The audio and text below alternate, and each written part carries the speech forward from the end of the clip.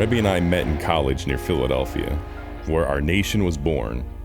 In the shadow of that great legacy, we were witnesses to historic events that set other people free. Freedom.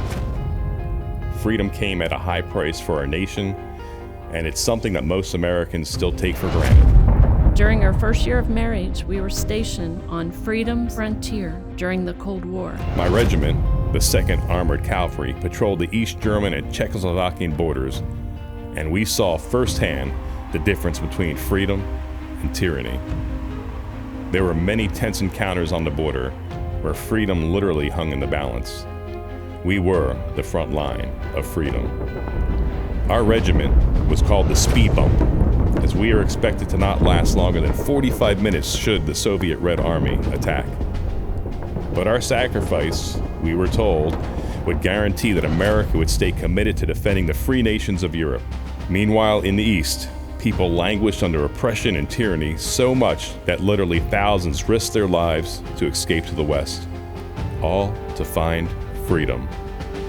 It was a dark time for the countless millions trapped behind the Iron Curtain, but something happened late in 1989. I was among the first to welcome newly freed Aussies to West Germany. I'll never forget the spark of joy in their eyes. Nothing I have witnessed can compare to that newfound freedom that I saw. The world changed. The Soviet Union collapsed. Russian troops left Central and Eastern Europe. Germany unified. It was a joyous time for so many. But something happened in the summer of 1990.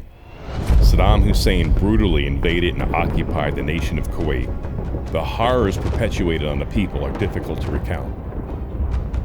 The United States responded quickly to deter further aggression from Iraq and to set conditions to liberate the people of Kuwait.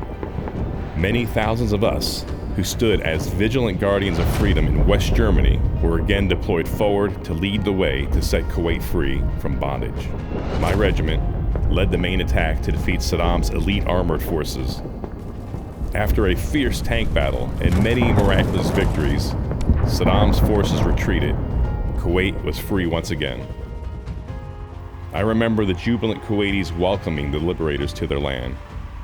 America is a force for good in the world, so much so that it became a target of terrorists on that horrific day of 9/11.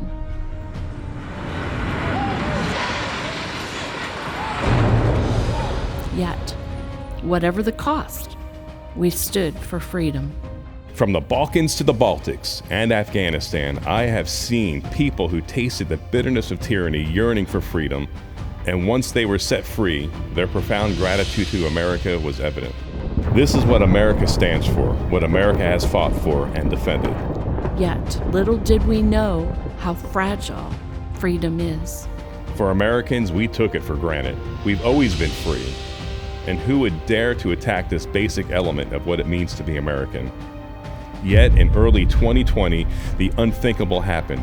Your freedom was stripped away. Your right to assemble, to speak your opinion, run your business, to attend worship, to travel freely, to visit your loved ones, and to have sovereignty over your body was literally stripped away overnight. Lying politicians use a pandemic to demand complete obedience to the science-denying edicts of bureaucrats. Our kids were forced to mask up. Our businesses were shut down. We were locked out and our loved ones locked in to die alone. In that dark hour, we stood together and resisted the oppression. Our Walk as Freedom People movement was born amid those dark days.